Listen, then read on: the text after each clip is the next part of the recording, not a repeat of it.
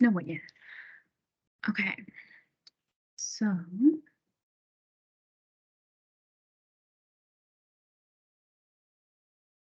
Um, I'm going to be demoing in Zotero, but the principles can be applied outside of Zotero in either, a Microsoft Word document or OneNote or whatever digital note-taking app you might use, or if you use, even if you're still using physical notes.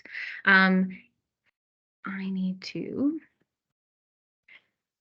So this approach I actually have been using since 2008. In my English class in high school, my high school teacher had us work on a research paper for the graduating class. And in doing that, we were instructed to find 5 peer-reviewed articles related to a topic that we've chosen.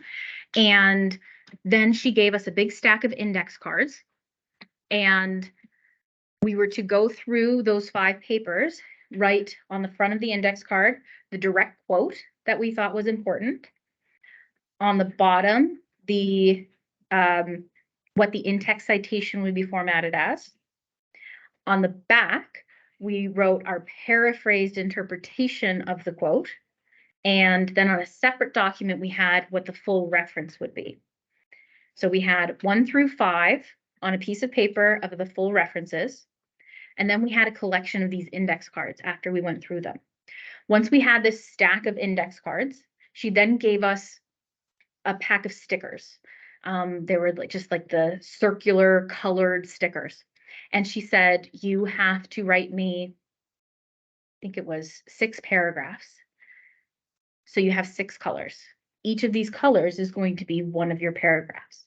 Go through your index cards and go through your index cards and put the color sticker for all of the ones that fit under your blue paragraph or under your red paragraph.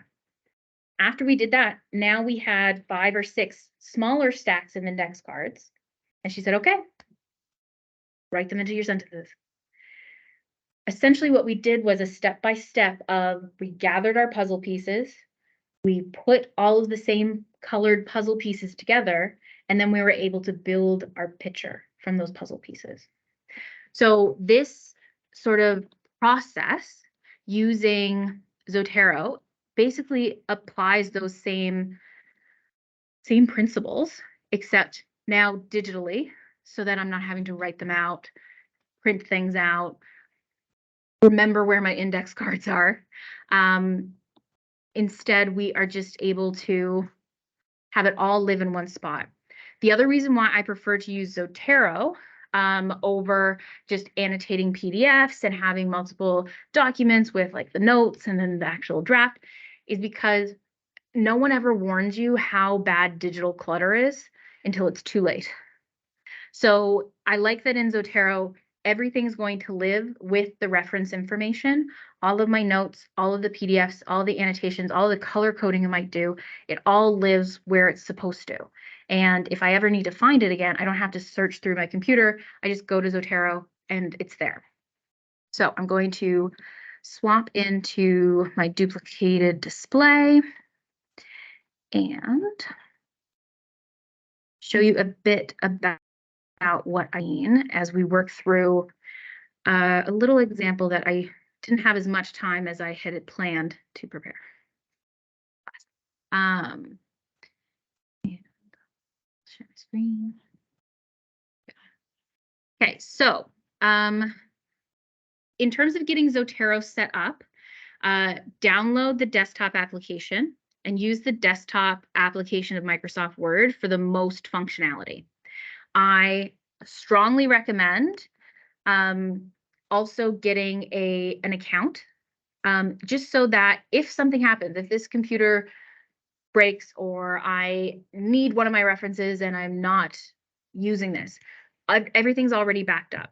That includes the references that I've saved, the folders that I saved, as well as the notes that I've made.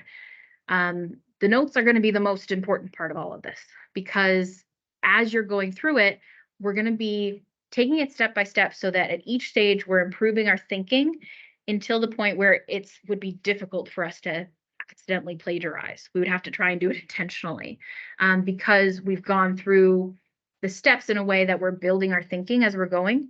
When it comes to assessments, most of what our instructors are going to be looking for, especially as we move higher throughout our academic career, is evidence of critical thinking. So very quickly, a quick rundown of how to effectively use Zotero.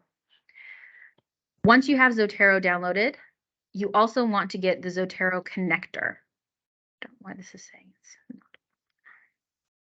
So the Zotero connector is just an extension on the browser. It's super annoying to add to Safari, but you can do it. Otherwise, all the other browsers is pretty easy to add on.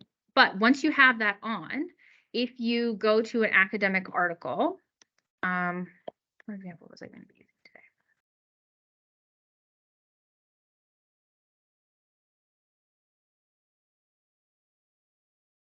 So outdoor education, elementary schools. When I find an article that I'm interested in, I can open it. And you'll notice my Zotero icon has changed into a little paper icon. That's because Zotero is like, I know what that is. You're looking at a paper.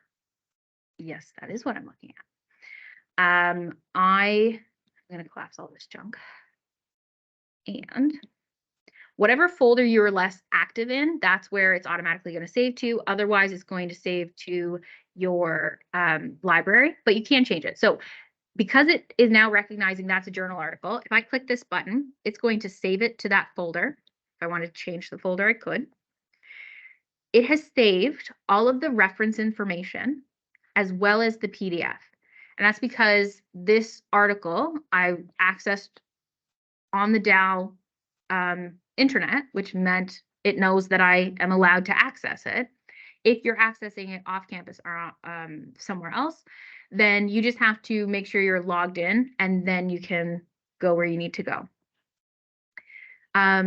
So that has now saved that article for me. If I go back to Zotero, I can see there's that article. And this is all of the reference information, automatically formatted based on what the publishers have, like, want me to know in terms of the reference information.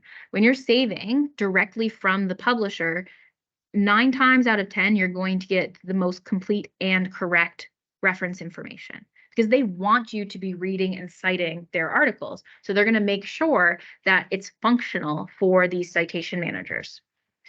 If you are saving another source, like this was a website,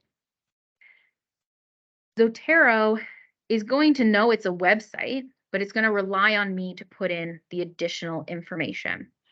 So I'm looking at this website. It's from the North Carolina State Extension Publications. If I go back here, this is incredibly easy for me to change. So I'm going to say that sort of looks like maybe a blog post or an article. I'm going to keep it as a website. That is the title of the website. But when we're looking at this source, this is a university website. This is North Carolina State University. They are the ones who wrote it and prepared it and shared it. So I can include an organization, except at the very bottom, I see that does have an author. This is the annoying thing about using non-academic sources. Sometimes the author is hidden and you have to like search for it. Sometimes it's on like the second to last page of the appendix in like an organization's annual report where it says, please cite as, or like sometimes you have to chase it down, versus when we are using academic sources, it's made to be easy to cite. So like, honestly, it's just easier to use academic sources, even if you don't have to. because they're of higher quality in terms of credibility and the information that's going to be delivered in those documents. But it's also just makes your life easier when you're trying to figure out, how do I cite this? Sometimes you are going to have to build a citation by hand. So with this one, Lucy Bradley, with extension, she's an extension specialist. They're an extension specialist in urban horticulture, horticultural science with North Carolina State. So if I go back here now, because it does have an author, I'm going to change it to a blog post. I know that I'm going to be working in APA with this, and I know that in my formatting, it's not going to make much difference if I put it in as a report or a blog post or a news article.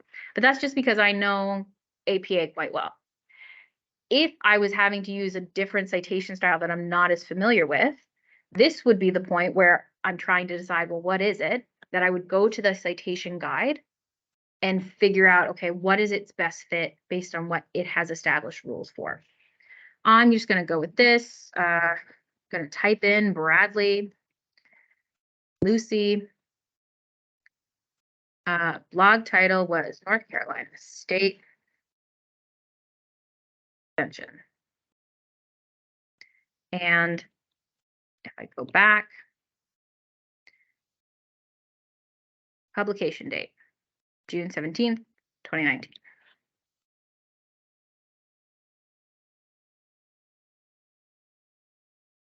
And now I have pulled in all of the essential information that I need. If you're not sure what information you need, I always just say fill in as many blanks as you can. And then when you actually are using this to write in Microsoft Word, when you're doing your final review of your references, which you always should do, you should always double check to make sure everything looks right. If it doesn't look right, based on what you think it should look like, that's when you can look a bit more closer and be like, was I missing something in that final like proofread revision? It's a good idea to do this before you actually start writing and trying to use this, because we don't want to be doubling back and having to redo the same thing when our minds aren't actually able to multitask. So when I'm starting a paper, I am just doing my collection of articles. That's all I'm doing. I'm putting in my search string, and from my search results, I am just opening all of the ones that look like they might be helpful in a new tab. And that's all I'm doing at this point. I'm just going to be opening in a new tab based on the title. That looks like that might be helpful. If it doesn't, I keep scrolling. That looks like it might be helpful. Once I have enough tabs open, usually I will keep opening them until I can't make a word on the tab. I will then decide, okay, now I am doing my abstract screening. I don't have to worry about what are my search strings. I don't have to be looking at the title and thinking, is this what I'm looking for? I'm not looking at what date it was published. I don't need to think about any of that anymore. Instead, now I'm just looking at the abstract and saying, does this actually help me? So I scan through the abstract and think, would this be useful? If I think yes or maybe, I save it. Once I save it, I exit out of the tab, never to look at it again. I never go back to that website again. I don't need it. Zotero's already saved it for me. If I read this and I was like, no, that's not what I need, I exit out, never to need it again, because I've made the decision I don't need it. If I end up needing it, when I do another search, if I see it again, I'll open it again. But in this stage, this first phase of search and collection, I don't need it. Be gone. I'll save this one. And now I'll say, okay, I have everything that I need. I'm done searching. So I exit out of my browser, never to access again until I might need it again. So I have my collection of articles. For this example assignment, I only need 7 academic sources. If I need 7 academic sources, I want to save at least 21. because all I've done is read the abstract. I don't actually know what they're doing or what they're talking about. And chances are only about a third of those are actually going to be useful to me when I actually write my document. Because at this stage, I don't know what I don't know. I might not even know exactly what I want to talk about. Maybe I just know this is the general topic of what I'm interested in, and that's how I've been collecting my sources. Maybe I don't have a research question. Maybe I don't have a thesis yet. I'm still developing that, and that's okay at this stage. So now what I need to do is screen through what I do have and decide what stays, what goes. Because I'm not telling you to read all 21 of those articles in full, complete, close reading. Instead, what we're doing now, we've already done the abstract screening. Now we're going to do conclusion screening. So scroll to conclusion. If the writer is effective, which they aren't always, if it's important, it will be in the conclusion. So I will read the conclusion. This is a long one.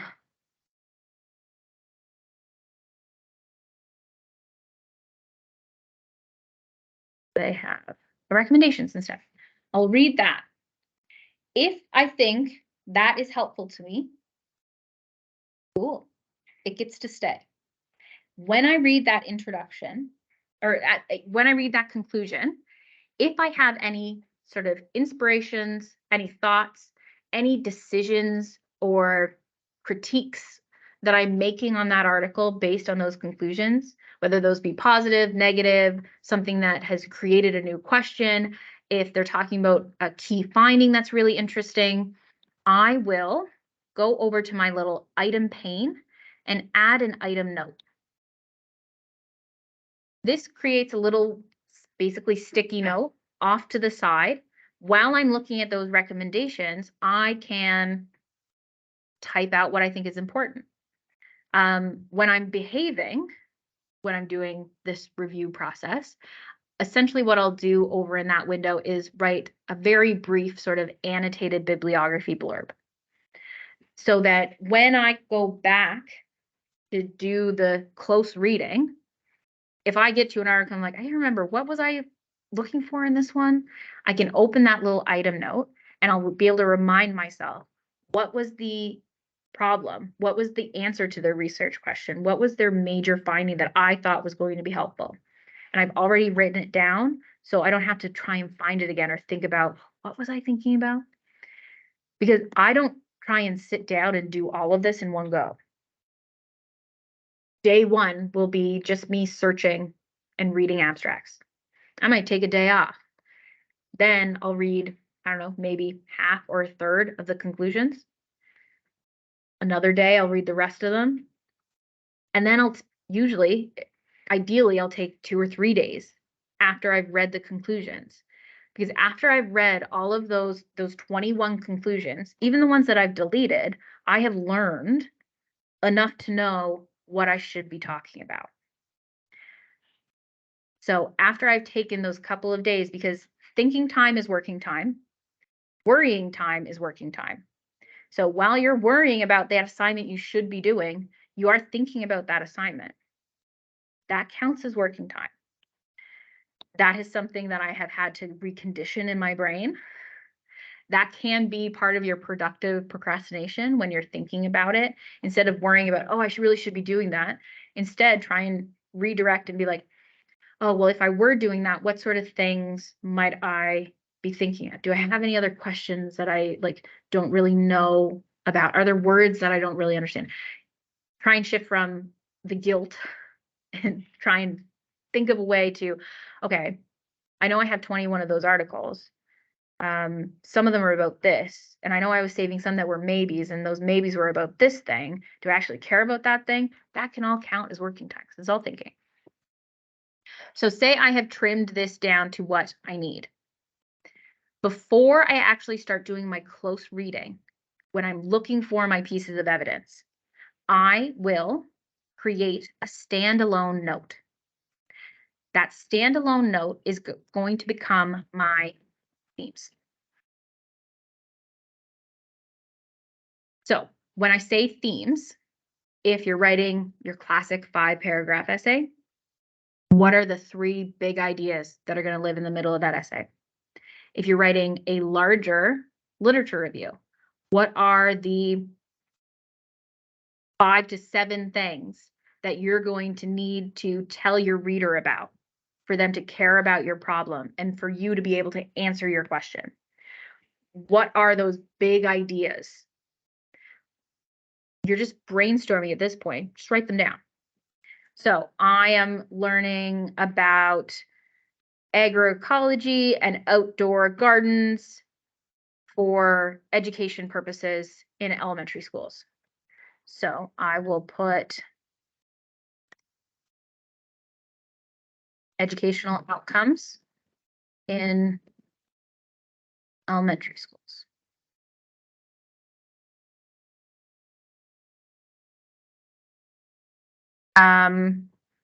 Youth nutrition.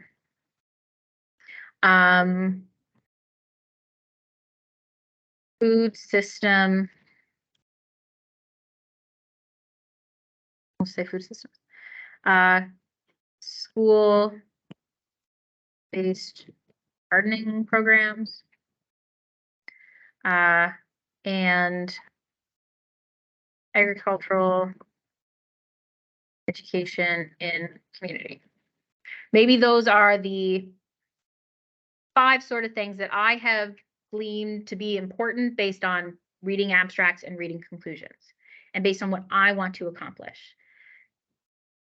If the articles had those things, those were why I was letting them stay around when I read the conclusion, even if I didn't explicitly know that. But now that I've had that time to think after reading all those conclusions, these are the pieces that I think are most important. Now, once I have that list, I am going to assign them a color. So educational outcomes in elementary schools, red. Youth nutrition, orange. Food system, green. School-based gardening programs, purple. That purple. And agricultural education and community, blue. Now, I have identified these as important. If at this point I know what point I want to make about each of these, what I want my so what of these sections to be, I can put that down in there, sort of define my theme or establish what my idea is. I don't have to go. I can get to that eventually. Now that I have these colors, I'm going to start doing what is called in qualitative data analysis, thematic coding. But what we're doing, we're collecting our puzzle pieces. So I will start with one article. If I've already read it and I have a little reminder of this is what it's about, I will just remind myself of what that is. If I don't, I will just start at the top. Now, it's important to read every paper that you cite completely, like fully. Do you have to closely read, like slowly close read the article in full? No. You should read it so that you understand the context of what you're looking for. But if I'm doing a literature review where I'm wanting to gather information to identify a literature gap, what section is going to be the most important for me?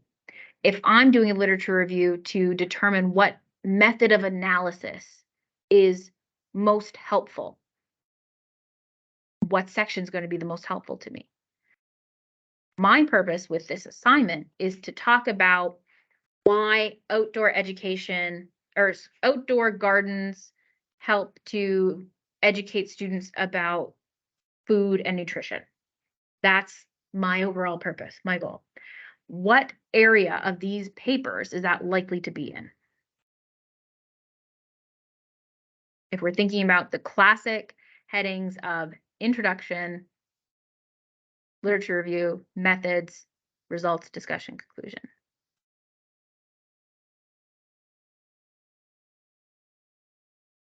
Yeah, probably the discussion where they're saying, this is why our results matter.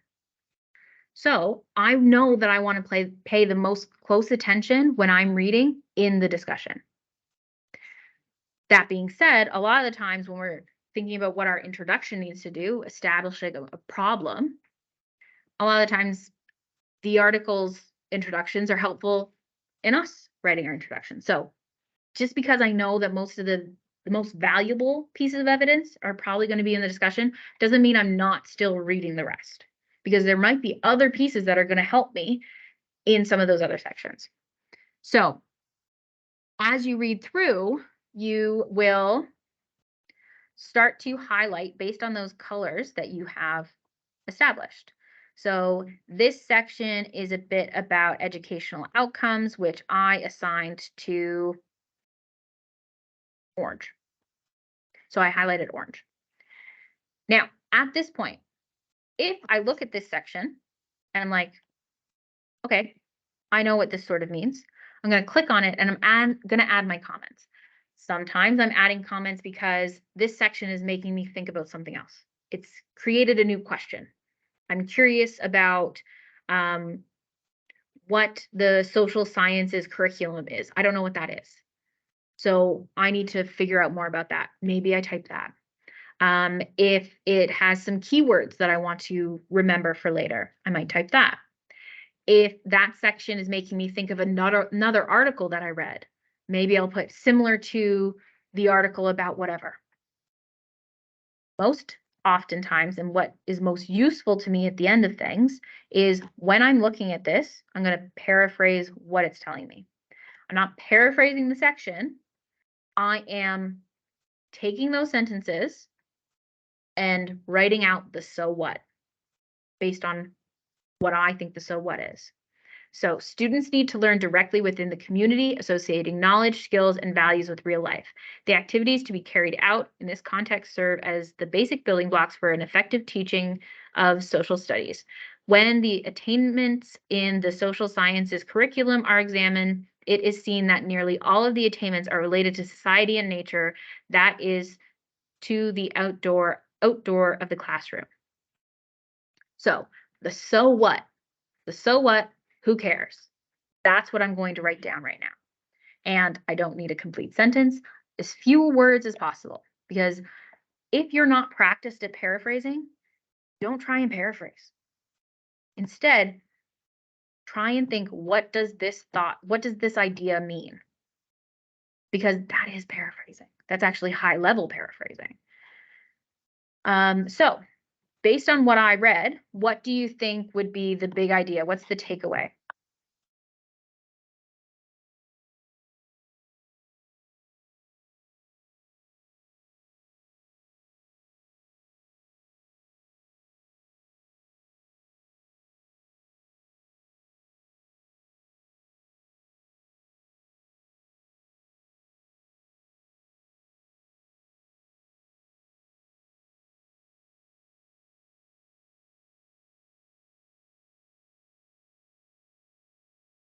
Anyone? 10 words or less.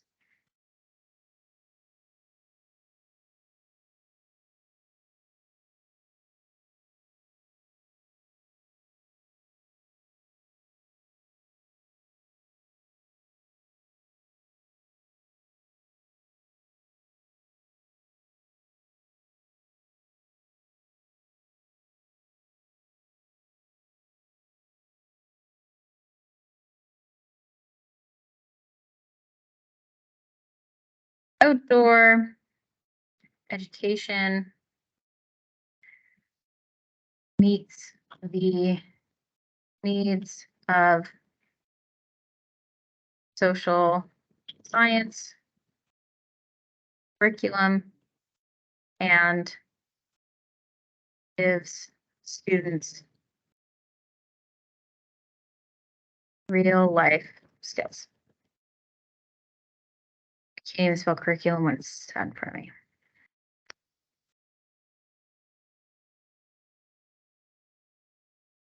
Is that the gist sort of representative based on what I need and what that section says? Because we want to be careful we're not misrepresenting the source, while we are manipulating the source. So the purpose of mine is to talk about how outdoor garden-based learning helps students learn about food and healthy diets. This is telling me when we do outdoor education, we're able to accomplish the social science curriculum. Additionally, it helps build real life skills. That's kind of an add-on. It's not essential. So that is the note that I'm adding to this.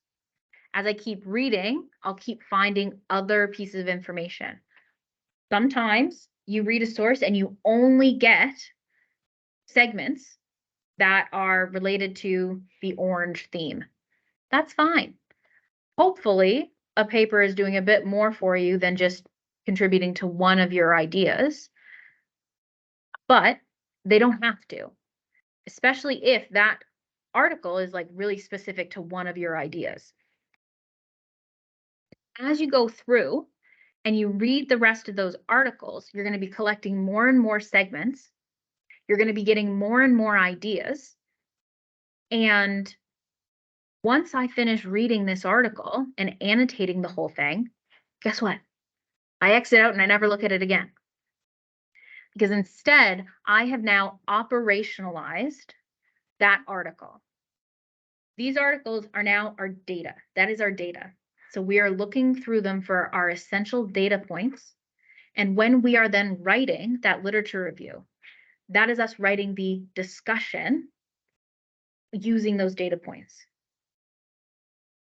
So once we've finished reading all of those, like I said, I'm not going back to them. So how do I make use of them? I'm going to go to one of my other examples. And these spoiler alerts. I have read and annotated all of these articles. I'm going to select them all and right click. And this is my favorite thing that Zotero added. I'm going to create a note from my annotations. So just like that standalone note that I created, Zotero has now read through all of those PDFs, pulled out all of the pieces that I indicated were important when I highlighted them, and have created a new document. I can add back my colors, and now I can see all of the colors based on, so I know in this example, purple is policy, blue is impact on farmers, yellow is impact on society.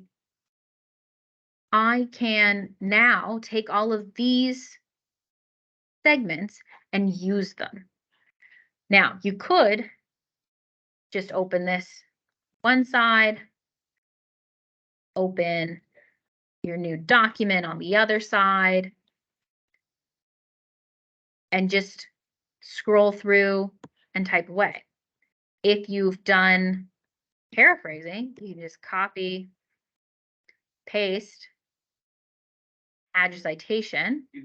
There is a citation here, but that's not the way I want my citation to be. I want it to be a smart citation. And if I just copy this over, it will be a dumb citation. It will be formatted correctly, but it won't be linked to Zotero. And I want it to be linked to Zotero because I don't want to have to do my references formatting. I want Zotero to do that for me. So instead, I say, okay, that's the Glenna article.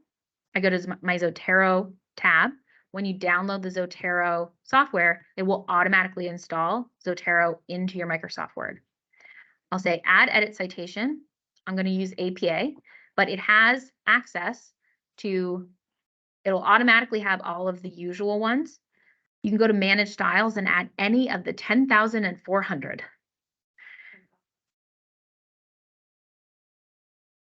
I'll hit OK. That's the one I'm using. And then it will pull up this search bar down here. So because I have this on the side, I know the author's name. I also have the title there. If you don't have that, you can sort of be like, oh, I know it was about this. Sort of type it into like a browser. It will pop up with some suggestions. Or you can click this arrow and go to Classic View, and it will pull up a little mini Zotero for you. But I know it, so I'm just going to use the quick bar. Go Glenna. And that's the article. Hit enter. And there's my in-text citation. Now, I wanted to do it that way because after the end, I'm writing this paper, I can hit this magic button and it will put in my full reference for me. So that's why you want to do it the smart way. So it's also the quick way. So that's how you can sort of make use of this. But I like to take it a step further because as you can see in my annotation list, all my colors are mixed up. It's organized by paper. And when we're writing a literature review, a good literature review isn't talking about one paper at a time. You want to be pulling ideas from multiple different papers and connecting those thoughts.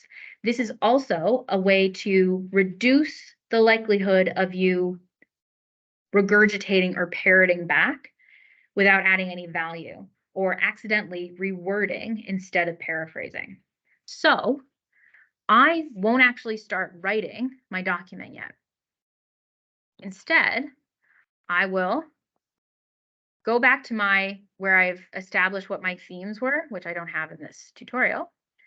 So I'll create a new code. So I will have on this side, purple or policy, and then I had farmer, impact, societal, impact. I can't remember what red was. I think it was big picture. So these are my colors, right?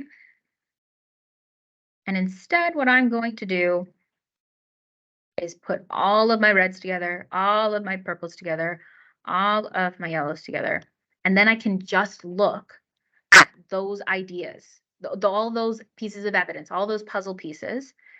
And that's going to allow me to figure out what my picture is before I actually start writing about that picture. I'm going to take all those puzzle pieces and figure out how they fit together before I actually write. Again, this is adding an extra level of thinking while we're organizing. Now, I know that this might seem like this is way more work than if I just sit down and spend 4 hours cranking out a paper.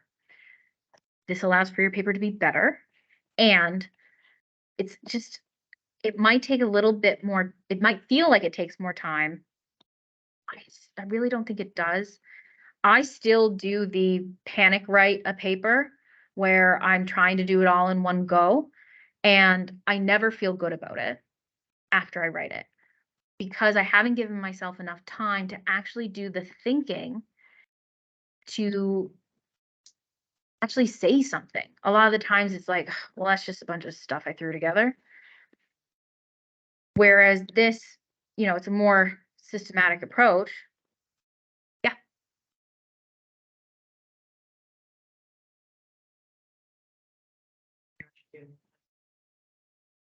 First say your assignment is broken into a proposal and then the actual essay. How much of this would you actually have done to make a proposal? By the looks of it, to me, you'd almost be, you take this, then write a proposal and then do the essay. I would probably do the proposal after I create my big ideas, before I do my close reading. So if I have summed up my conclusions, and then I created my big ideas, that's what I would use to sort of rough out my proposal in terms of like what the English assignment proposal is. If I were doing more of like a graduate proposal or like a larger research project proposal, yeah, this is the stage where I'd be actually putting the proposal together, where when I'm organizing these ideas without going into like the full depth of writing a complete literature review.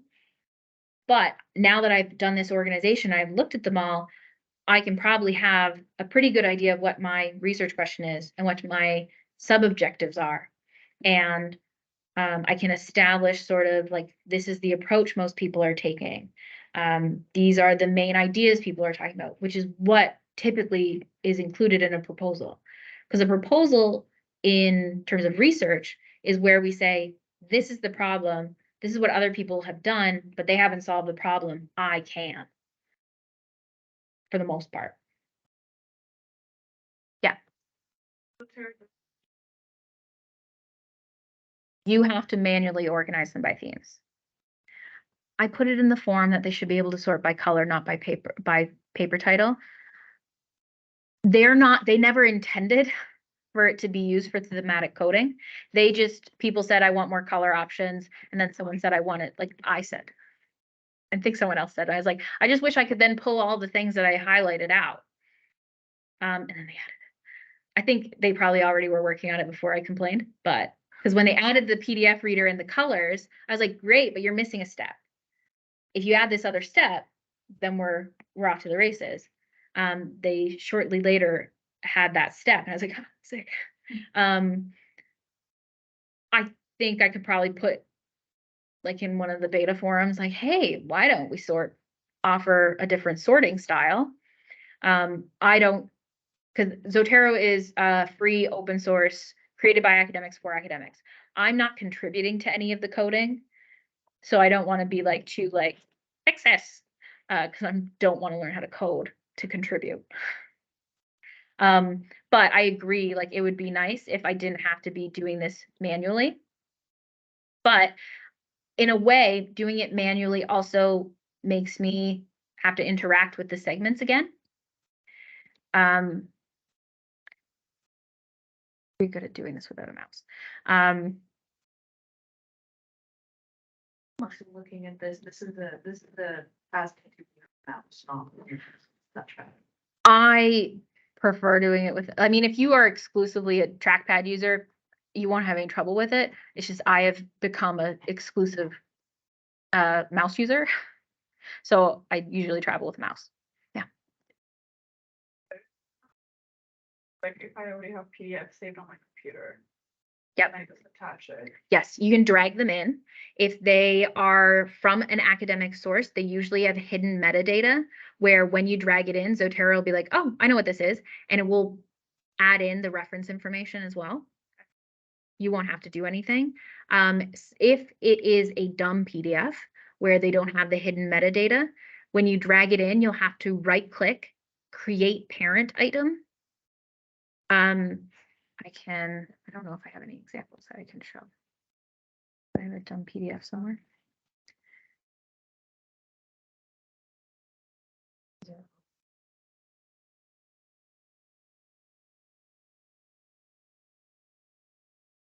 This is probably dumb. One that shows no parent item. Yeah, so if I drag that in and it doesn't fill in the reference information, I can ask it to try and retrieve the metadata. Didn't work because I know this one's doesn't have any information. Mm-hmm. So instead I would right click and I would go to create parent item. If I have the DOI, I can paste that in and it will start from the DOI. If I don't have a DOI or any other sort of library identifier, manual entry, and then I'm starting from scratch. Usually what I would do is I'd find the website for that PDF and save it and then drag. So like if I have a PDF that I've already annotated just in like my Adobe, if I drag it in, Zotero will recognize those annotations. But if it doesn't have the reference information, I'll just go to the website, save the reference information, and then delete the PDF it comes with and drag my PDF on top of it. Or add both. You can add both. You can add sticky, like if I were to add like say I was reading this article and I added this item note. This item note is now just going to live with this article. It only lives with this article. If I wanted to just have my annotations from this single article, I can do that. I've done it a few times before. I go to examples. And so now this annotation note is different than this one. This one has from the entire collection. This one is just from this article. So different purposes, that might be more valuable to me than another. Once I have organized all of my colors together, I might take this a step further where I'll start moving them around based on which ones are most similar. So, this one's talking about market prices. This one's talking about farm numbers. This one's talking about subsidies and farm numbers.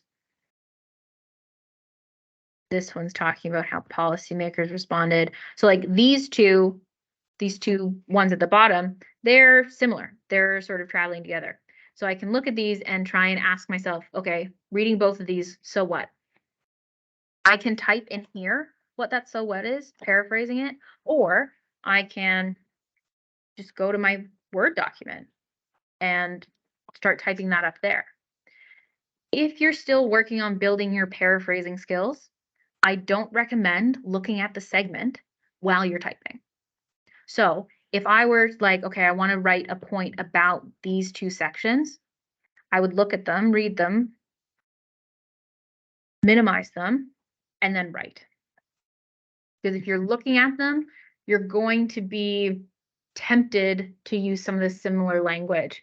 And instead of actually thinking about what it said to you, you're going to be thinking about what it actually says.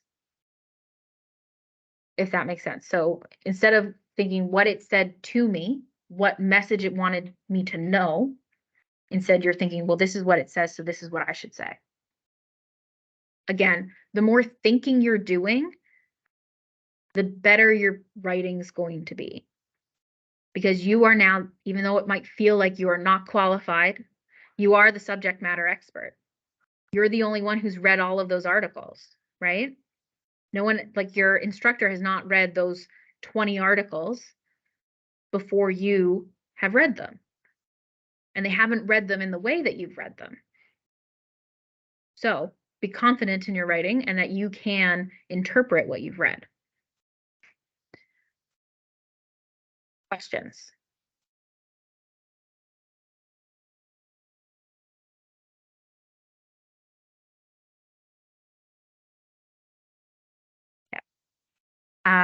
Unless you are specifically asked to do direct quotation and interpret that direct quotation, which other than, well, now that you're past, like in the first year English class, once you're in November, direct quotes are only helpful when you're trying to add emphasis or there's no way for you to paraphrase that without losing value. There are numerous instructors, myself included, depending on the class, that consider direct quotes lazy writing. So when I'm grading, if someone's used a lot of direct quotes, I delete them and then I look at the word count. Because if you're using direct quotes, you haven't hit the word count. You and the source that you've been quoting has hit the word count. So I would remove them and then I see how close you are. I don't really use word count. I don't prescribe word counts other than like 2 assignments in all of the classes that I do. But it's lazy writing. Why can't you paraphrase that? What is essential about it? Because some direct quotes are essential. So when you are using statistics, the number needs to be cited, but why are you using that number? What is that number telling me? You can use that statistic, citing it, of course. You should always be citing ABC, always be citing. Every 2 to 3 sentences, whenever someone could be like, says who, I don't believe you. Because we use in-text citations for more than just saying, I've paraphrased this. We use in-text citations because we paraphrase something, because we want our reader to know where they can go to get more information, because maybe you didn't have time to go fully in depth, or as evidence to be like, you don't have to take my word for it, check my sources. Monica has actually gave me a really good example that I now use, where if you were to imagine going to stand in front of the judge, would you rather be there standing by yourself or standing with all of the witnesses, all of the experts that are there to support you?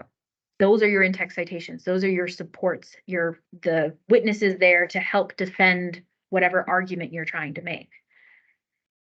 And you can do that more effectively when you're paraphrasing, because your purpose might not be the same purpose they had. So they might have said that sentence with their goal in mind. That might not be the same goal as you. So instead, take that thought, that essential piece of information and evidence, and tell me why I need to know it based on what you're doing. Because when you're reading those academic articles, that's what that's what they've done. Like if we look here, they've cited all of these other people. This is an industry paper. A good example. What is this?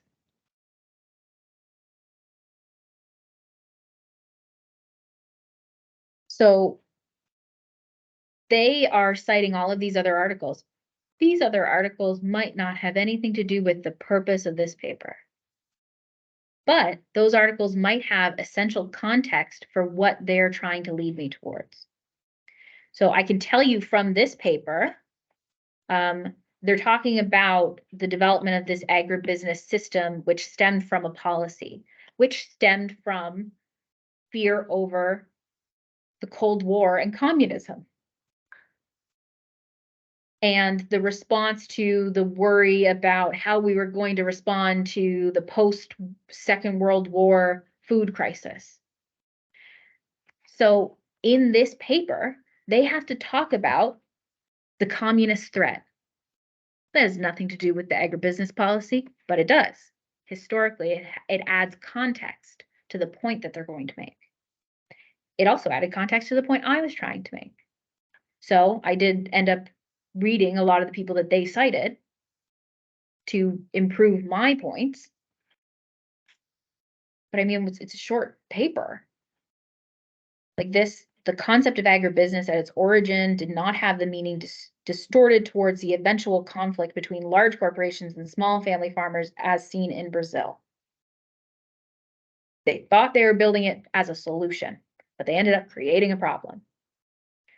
That was helpful to me, but they also had to talk about like a lot of other things. So like what the economists were talking about, how the price markets worked. That might not have been relevant to the point that I was trying to make. Might not have been relevant to the main purpose, but it was actually, which of these articles? Yeah, so this one, economic analysis of property rights.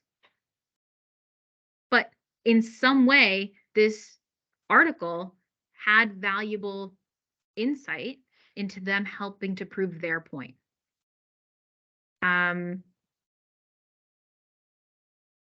Legal guide on contract farming. Institutions, institutional change, and economic performance. Not specific to agriculture. Doesn't say anything about agribusiness, but it had some value. What do you do when you find an article and you cannot save it to Zotero? So, like you can't save. It won't let me. There's a little D sign, but it's not the page. So if you have to have your Zotero application open to save to it, unless you're doing the web saving. If it's not saving for some reason, maybe there's like saving protections on it or proxy saving on it, try saving like print to PDF. And then you will have to like manually put in the citation, or there are a couple of other ways to do the easy saving. If you can't save from the publisher website, sometimes the page that the article is on won't save, but if you click on the view PDF button, when you go to that one, you can save it and it will pull the reference information. Or, can you give me an example of a title? Of like one that wouldn't open?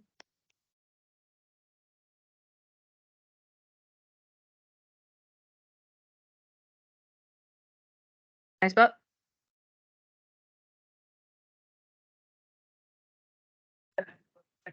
copy of a chapter or something. And I couldn't make notes on it either. It's a photocopy. Right, yeah, so there is like a workaround, but it's like a multi-step thing.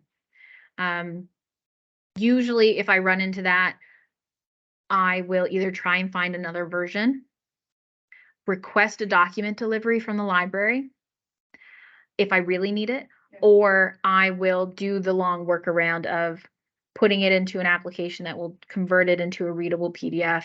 And if I really need it, I can't get it through document delivery. But usually if I'm sure I can't find another version, I just send it to the library and they find it for me. Can you still just make notes on? Let's say Yeah. it's a PDF copy, like not necessarily highlighting, but still. Yeah, so there's the grabber tool here. So like you could draw a box around it and add your comments. But it would just be a screen grab, like a snippet Yeah. of that. But you can still like add your comments. Yep. So it's really nice when there are like images because you don't have to like try and grab them because Zotero will do it for you. So oh, What's a snapshot? just like a little mini screen grab. So like see here, that section is now an image. So I can copy. No, like when you save something, like Oh, snapshot. I don't know. It's just some stupid thing they add. Like it's like a snapshot of the website on the day that you save it. Don't worry about it. It just takes you back to the website. Okay, yes. Yeah. I'm sure it's useful for someone. It's not useful for me. But yeah, so it makes a little image screen grab. So it's nice when it's an image that you're wanting to use, but it's enough, like it is a decent workaround for if you're wanting to use that source without changing it into a text PDF. Oh, the other ways to save. So say with this one, okay. Just a couple of other like examples. You can from here export the RIS. So that's the reference information system. It will not give you the PDF. You'll have to still save the PDF separate and download it. But if you're like, I really don't want to type in this reference information and I know it's here somewhere, you can export it. But while I'm here, Zotero is like, oh, I can save you that. Again, it's not going to be able to save me the PDF because the PDF isn't accessible on this page. If it were, it would try and save it. I can, here where I have my search results, I can click here and indicate which ones I want it to save.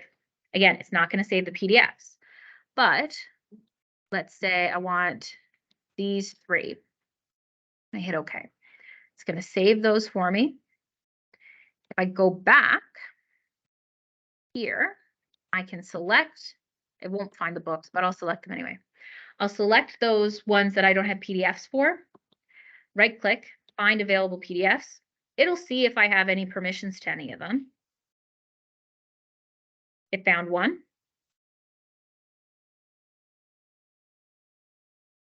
Found 2. Didn't find the last one.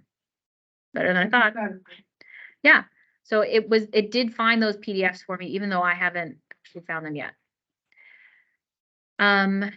It will also let you do this from Google Scholar with the folders.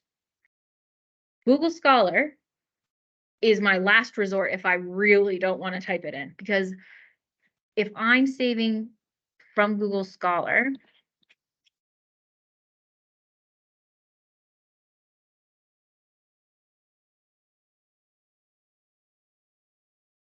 that's the one.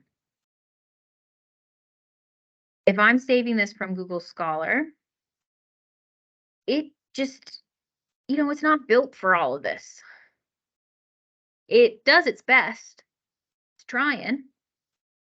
Oh, it actually was able to find a PDF. Great. Yeah. So, but if I look at the difference between these two, this is the information Google Scholar pulled. This is the information that Novanet pulled. If I actually go to the source itself, like click all the way through,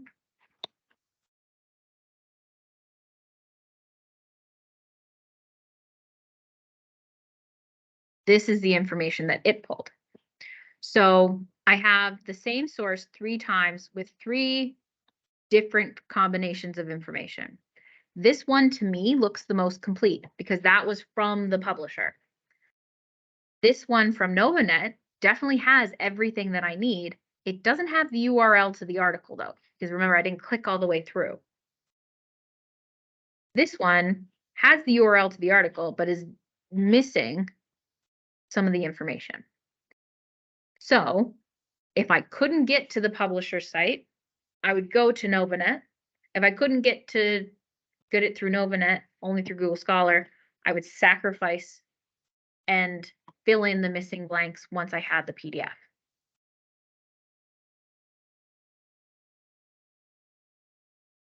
Helpful? Questions? Yes. Automatically. No. So, and one of the reasons why I also like having an account, other than knowing it's backed up. So if you go to hit login, create a free account, Zotero will suggest not to use your institution email. That is because some institutions turn off your email after you graduate. Dalhousie does not do that. You have continued alumni access, so it's not that big of a deal. But you can use your personal email. It won't matter. You'll still be able to connect your DAO permissions and have better saving ability. Zotero does it automatically, actually, in the background. But you don't have, so you can still use your first, Yep, you can use your personal email. and there won't be issues with that. No. So there is a limit on the free Zotero account of 300 megabytes, but unless you're doing ridiculous systematic reviews like I am, you'll be fine. And if you do run into an issue where you run out, I have the unlimited package, so just let me know. I'll hook you up. One of the nice things, other than having the account and knowing your information is backed up and you're not going to lose it, you're also able to set up group libraries. So if you're working on a group project and writing with other people, you're able to set up a group library and everyone can save to the same group library all of the articles.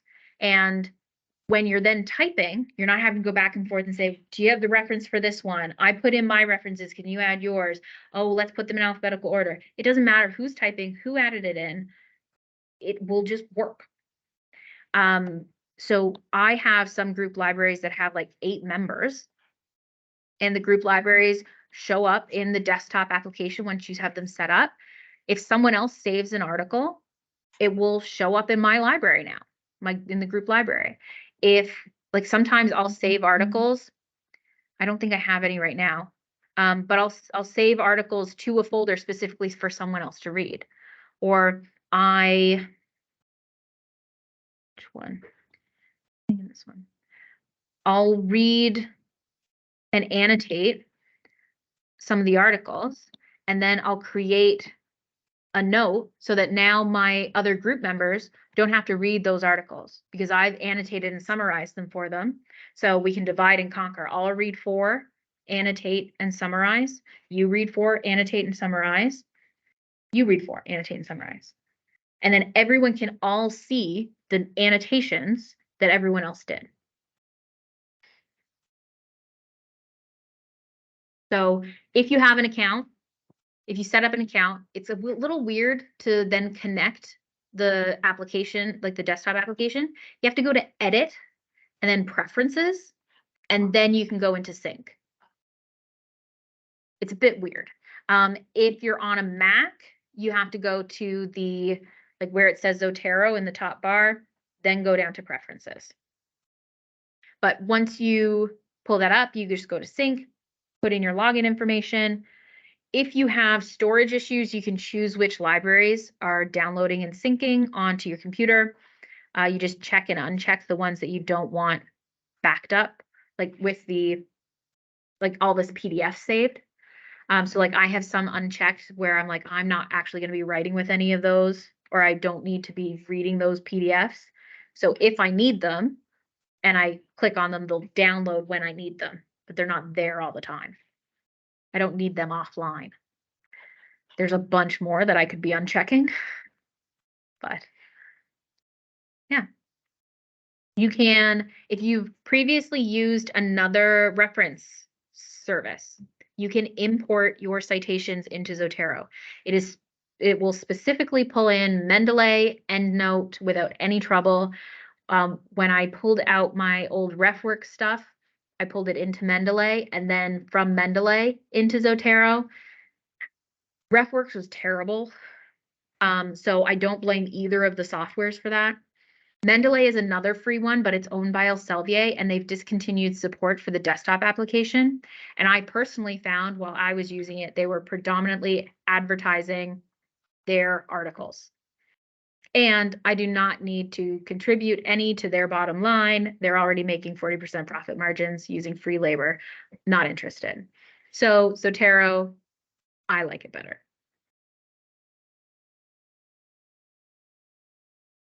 That's it. Thank you.